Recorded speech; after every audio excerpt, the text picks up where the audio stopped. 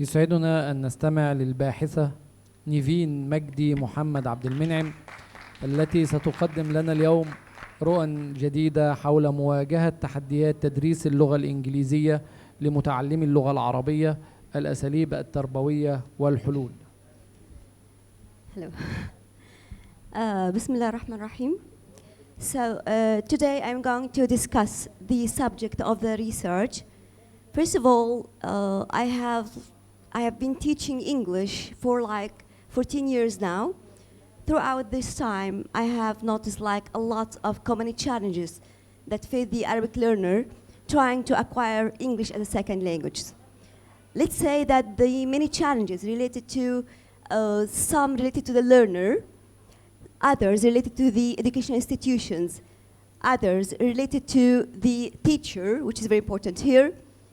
So I try to analyze these challenges to find out how could we make acquiring a second language, which is very important these days like English, to facilitate it and find out techniques and methodology that can cope with the current teaching methodology and make it easier for the learner, especially now studying English is a must, or acquiring English is a must.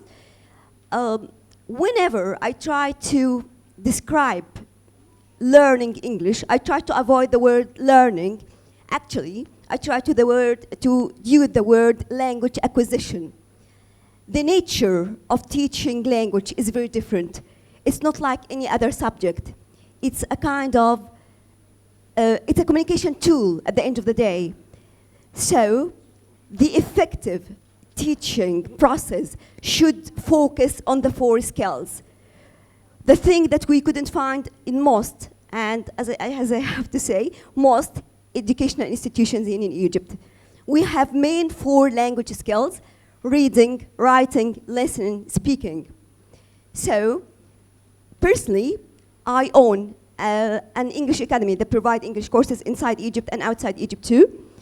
I find students that they are like pioneers in their schools, got the full mark, but whenever it comes to like having conversation, one-to-one conversation, they just stuck. So there is a gap. I try to analyze the gap between the academic study at schools and what we find every day when they try to talk like to a native speaker. Even if they try to get out of the context, try to communicate with their teacher, they just stuck. They don't know how to communicate in English.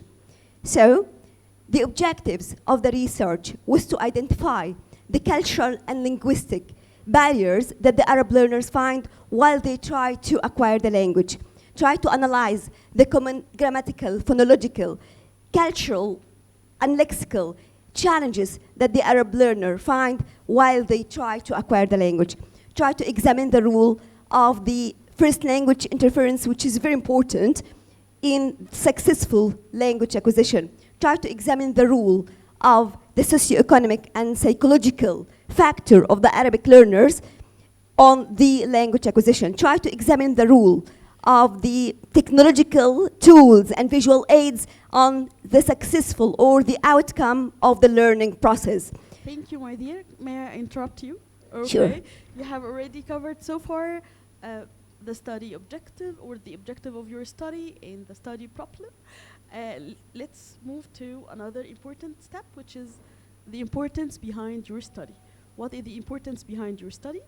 And then let's take it step by step. Okay. Okay. So the importance of the study is to help to highlight and to highlight for the teachers and the academic experts to focus on the challenges of the different nature or the unique nature of the Arabic learners.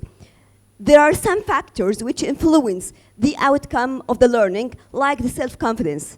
A lot of the learner finds that the point or the factor of the self-confidence is very critical. So whenever they try to present or speak in English, it's an issue.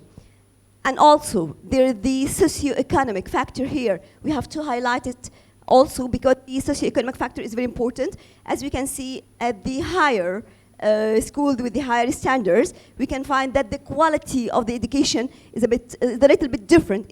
I have to say, it's a way different from others, like governmental schools. I have worked for different kind of education institutions, for governmental schools, national schools, international, and international schools too, before I run on academy right now. Yeah. So, of course, you have already approached specific techniques for teaching the 4 skills in English. So what were the results that came out of your study? Okay, approaching these techniques.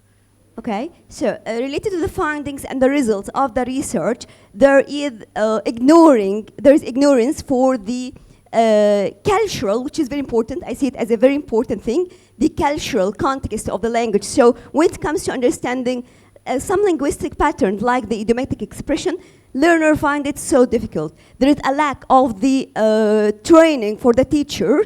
There is a lack of qualified teacher with proper English levels, which leads to inaccurate use of the language. There is a lack of the usage of the technological tools, which lead to less exposure of the authentic English.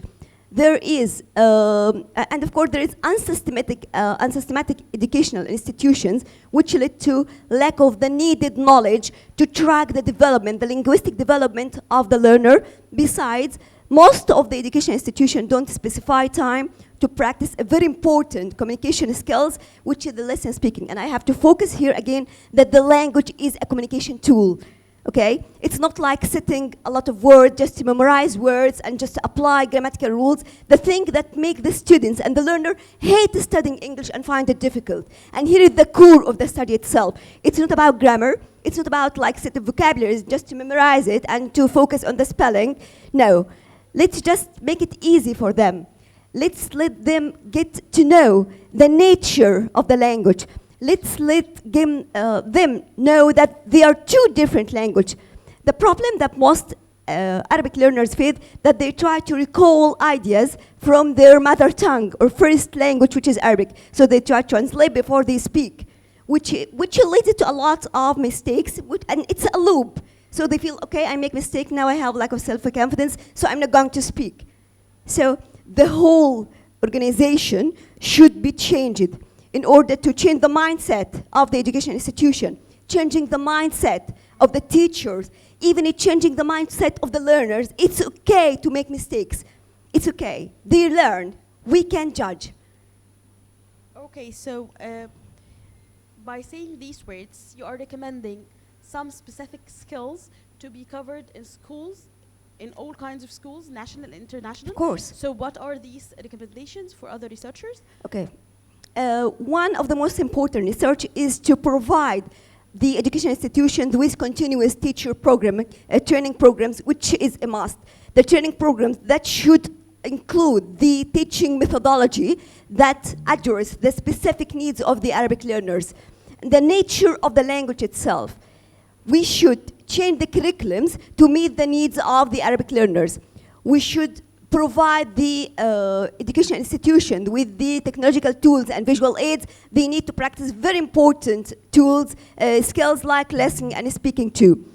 We should provide the kids with like interactive curriculum that would help them to be more interactive during the session, to feel like they are a part of the learning or the language acquisition process. Thank you so much. We have had enough questions, and you have been a very presentable researcher. Thank you so much for your effort and for the whole knowledge you have made. Thank you. I'd like to thank you, Mr. Fatima. I have to thank you. You were like a great guidance and support for me, and of course, all the professors and the experts here. Thank you so much.